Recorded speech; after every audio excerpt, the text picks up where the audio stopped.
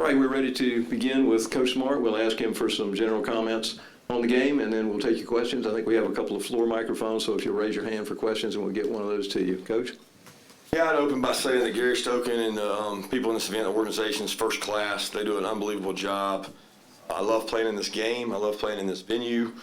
Our kids embrace it. I thought our fans embraced it. They do a tremendous job, and it's really a credit to the people with the Chick-Fil-A Kickoff Game and what they do. So never played here that it wasn't a great atmosphere, and it certainly was today, college football. Hey, raise your hand if you have questions. We'll get a microphone to you. Let's start right in the middle. Second row in the middle. Kirby, I know you guys try to prepare for everything. Could you have imagined a better execution and just performance by your offense in particular, but your defense didn't give up a touchdown today either?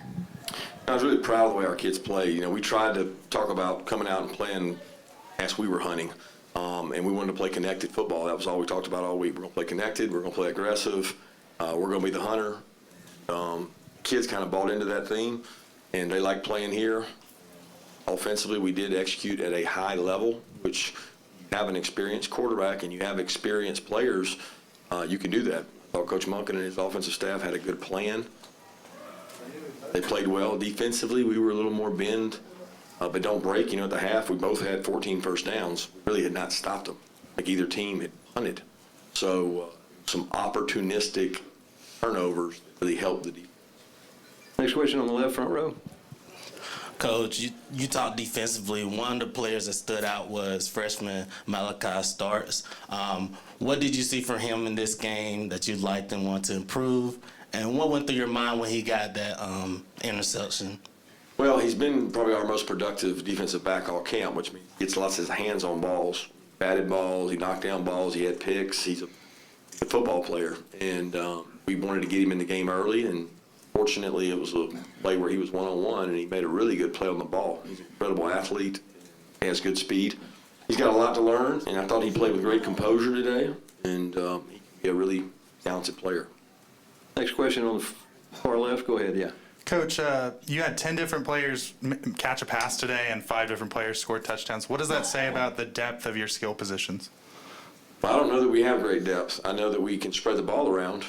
We don't have the depth we need, especially at the skill positions. Talking running back, wide receiver. We've got good depth at tight end, but we don't have the kind of depth we need at those other positions. That's the product of Stetson being able to get to first, second, third read, and then also scrambling and making plays with his feet. I can only imagine how you feel calling a game against a guy that when you win, get somebody back there, they don't tackle him. And on top of the fact he knows where the ball should go. You have an accurate passer, good protection. It's hard to defend. Next question, front row. Kirby, I know, especially after one game, you're going to want to keep expectations in check, but things are going to be... Expectations are definitely already in check. Don't have to worry about that. I was going to say externally they're going to be astronomical. So is there anything you can say now after that one game in terms of how good this team could be or what the ceiling can be? Externally, we don't listen to. That's the key word you just said. Externally, there's expectations every year. We embrace expectations. We hunt. We go do the best job we can, and if it falls short, it falls short. But I don't look at it from the expectation standpoint. I look at it like, what can we do better? How do we improve? How do we get more players playing winning football? Because everybody in this room knows we're going to lose somebody. Somebody's going to be injured throughout the year, and how do we get them better? But the expectations I have is for our guys to play at their best and our coaches to prepare at their best, and I think that our guys really did that this game. Question in the second row. Hey, Coach. I was wondering if you could comment on the D-line and their ability to get pressure today. Yeah, I don't know. I didn't think we didn't have any sacks, did we? No, it's hard to sack Bo Nix. Hard. He's smart. He knows where to go with the ball. They're playing on third downs to throw the ball before you got there. You know, we had some pressures called, and doesn't matter if they throw the ball in 2.1 seconds. And they screened us a lot. So you're not going to get many sacks in that. We've got good rushers. We got guys that'll be productive. But we knew going into the game, he's hard to get on the ground. I mean, he probably got out of 3 or 4 sacks. And our guy got out of 3 or 4 sacks. That's the difference in college football right now, is not having those negative lost yardage plays, and you just throw it away and you go win the next play. Question front row. Hey, Coach, Christopher Smith, right before he had the big interception, had horse collar tackle penalty. But what does that say, and what kind of message does that give to the rest of the defense of, next play, forget about the last one? Yeah, he embodies that. He's next play mentality. That's all we talk about is next play. We had a guy jump offside, next play. We had a guy hold, next play. So you got to play the game. And if you have too many next play mistakes, you won't win football games. But you have to play the next play as if nothing happened. And I thought, we had several guys make some mistakes today that overcame those. Okay, next question in the back over here, and then we're going to go to the third row in the middle. Yeah, Coach, before the game got out of hand, right there before the half, you guys had 21 pass attempts to just 9 runs. Is that just something that was available today, or is that something we should look into for a bigger narrative that's probably not there? I don't know. I mean, you take what the defense gives you, right? And if they're willing to give you a chance to make those plays and throw the ball around, I mean, we think Stetson does it well. We think we got good skill players. Scoring points is the name of the game. So we want people that want to come play in this offense. And I think when you watch what they did today, if you're watching from home, you're saying, man, I'd love to play in that offense. They throw the ball around. They toss it around 30 for 37 for how many yards? I don't know. I mean, he threw the ball really well. So passes, he threw a lot of passes for a lot of yards. And I think that's a credit to the offensive staff for the planning they had. Kirby, a lot's been made about the tight end talent you have, but what's the value of having a third-year coordinator with guys at the skill positions like McConkey, A.D. Mitchell, McIntosh that have experience in this offense? Yeah, it makes games like this much easier, right? It's kind of like the reverse of last year. We had guys on defense in those same spots, and they were really comfortable and confident, and it was reverse of that this year in terms of offense. You got to realize we went against that for 2 scrimmages with our defense, and it's frustrating because you got a guy that you can't get on the ground. He makes a play. You got good skilled players. If people execute at a high level and do their job, then you become hard to stop and you become efficient. And I think that we could be more explosive because some of our explosives came off broken tackles. But we want to be able to throw the ball down the field and we want to be able to spread the ball around. Okay, on the left here. Yeah, second row, go ahead. Yeah, Kirby, it seemed like y'all have made a conscious effort to get both Kenny and Kendall the ball, throwing it to him out of the backfield. Just what did you see from those two as, like you mentioned throughout the fall, you look to replace the production from James Cook as a receiver? Yeah, I think you want to get the ball to players that can make plays and make people miss. So when you start ranking the chart, you say, okay, who do you have that are going to make people miss and extend plays? Kenny's one of those guys, but we've got several other guys at tight end that can make people miss, receivers that can make people miss. So you become hard to defend the more people you have that can touch the ball. But none of that happens without the quarterback and the offensive line to make that happen. And they were very efficient today. Let's go to the back row here, and then I'll come back to the front. Back on the left. Yeah, there you go. Yeah, Kirby, Stetson career high passing yards today. Obviously told he's the starter off season. Is there anything to that, or is it just he went out there and played within himself? I mean, there's something to him being the starting quarterback the whole time, right? Like if we had rotated 1s and 2s and you guys had debated who the starter was, would he have played this well today? I don't know.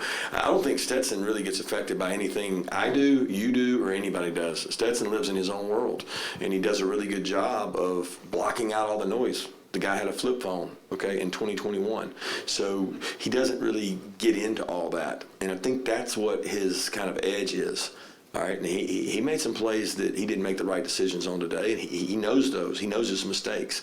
He's got to be smart. He does things that maybe we don't ask him to do, but he did make some plays with his feet. And I think you take the good, and I'm not going to call it bad, but you take the good with his poor decisions.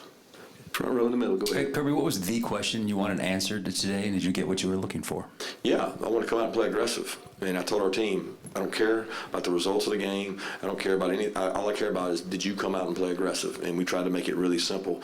And I thought they came out and played aggressive. I thought we called the game aggressive. I thought Coach Monken, I thought Coach Schumann did a tremendous job with both their staffs. Our staff is the best it's ever been.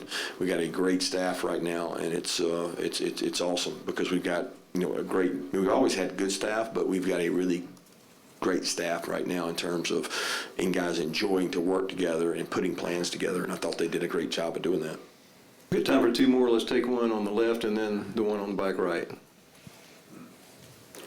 Go ahead on the left. Coach, talk to me a little bit. How was it to go up against the old friend and Dan Lanning? Well, it wasn't about Dan Lanning. It really wasn't. I saw him before the game. Got a lot of respect for him. We talked about talking after the game and telling each other tendencies or ideas we had to try to get better.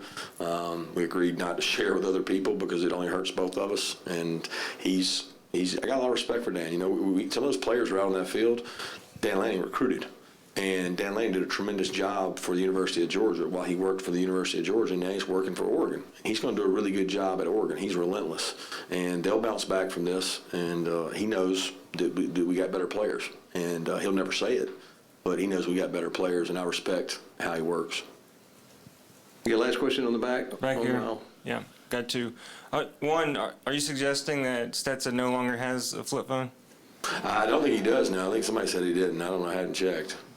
And Georgia's one of the only teams that didn't really go out and get a lot of transfers in the SEC. Was that a strategy by you coming into this season for one reason or another? No, people always ask that question. I'm not anti. I think it's awesome to get a transfer that can help your team somewhere, right? And we lost out on some guys that we wanted to get. And once we lost out on the players that we thought improved our team, we weren't going to take a transfer so that I wouldn't have to answer a question about not taking a transfer. So we weren't going to just do it. We wanted to upgrade our roster. And if you don't feel like somebody upgrades your roster, then don't do it. And you're always exchanging a transfer for a high school kid that you could bring in here and develop. And that's a lot of college coaches' fear right now. They don't want to bring a high school kid in because they're worried they're going to leave. So you better do a good job of farming your own place and make sure they understand that it's not easy here. It's hard. But if you buy into hard, you'll be like those 10 other football players in there that are playing the National Football League right now that are shaking their hands. And they love it. So that's what we're trying to sell is come hang out with Trayvon, Jordan, Nakobe, George Pickens, and all those guys, and you'll be like them one day if you work. And the kids that we attract are usually the ones that want to stick around and do that. Thanks, Coach. Thank you, guys. And stand by, some players will be in momentarily.